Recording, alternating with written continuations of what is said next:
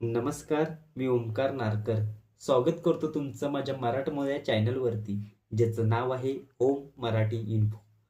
आधारने जाहीर केलेल्या नव्या गाईडलाईननुसार आता आपण आपल्या आधार कार्डवरचा ॲड्रेस, पत्ता घर बसल्या मोबाईलवरून अपडेट करू शकतो. चला तर मग जास्त वेळ न घालवता आपण त्या प्रोसेसकडे वळूया. मात्र व्हिडिओ आवडल्यास चॅनलला नक्की सबस्क्राईब करा व बेल आयकॉन वाजवायला विसरू नका.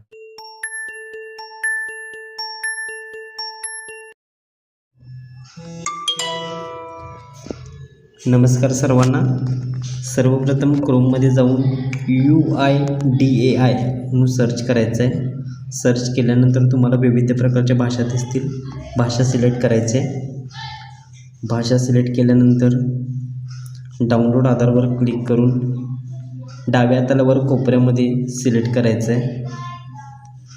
आपला आधार कार्ड नंबर टाकून लॉग इन करून घ्यायचं आहे.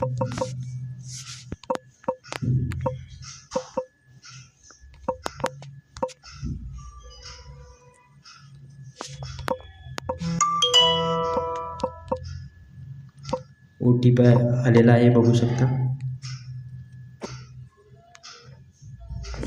OTPने लॉग इन करून घेतलेलं आहे. यामध्ये 1 नंबरचा ऑप्शन ॲड्रेस अपडेट, त्याच्यावर क्लिक करायचं आहे. Proceed to update address. यामध्ये तुम्हाला तुमच्या आधार कार्डवरील पूर्वीचा ॲड्रेस दिसून जाईल. त्याच्यानंतर लगेच खालच्या बाजूला तुम्हाला जो नवीन पत्ता पाहिजे असेल तो इथे टाकून घ्यायचा आहे. त्याच्यामध्ये घर नंबर, कोणत्या रोडवर आपले घर आहे, मेन रोड किंवा जे काही तुमचे एरिया वाईज काय लँडमार्क असेल ते तुम्ही इथे टाकून घ्यायचं आहे. नियर,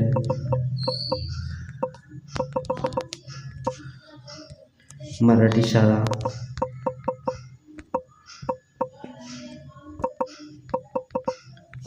मारुती मंदिर किंवा गणपती मंदिर असेल, बस स्टँड असेल, जे काय असेल लँडमार्क म्हणून ते टाकून घ्यायचं आहे. त्याच्याखाली सगळ्यात इम्पॉर्टंट म्हणजे पिनकोड टाकायचं आहे. पिनकोड टाकल्यानंतर स्टेट आणि जे काय राज्य तुमचा जिल्हा असेल ऑटो सिलेक्ट होऊन येईल. गाव आपण सिलेक्ट करायचं आहे.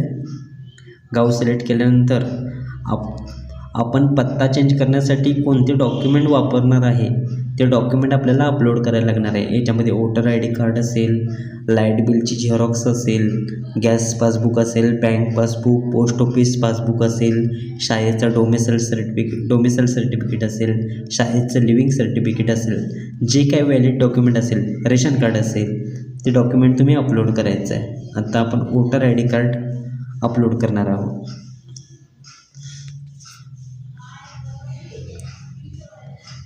वोटर ID कार्ड 2 MB पेक्षा कमी साईजचं JPEG फॉर्मॅटमध्ये तुम्हाला हे अपलोड करून घ्यायचं आहे.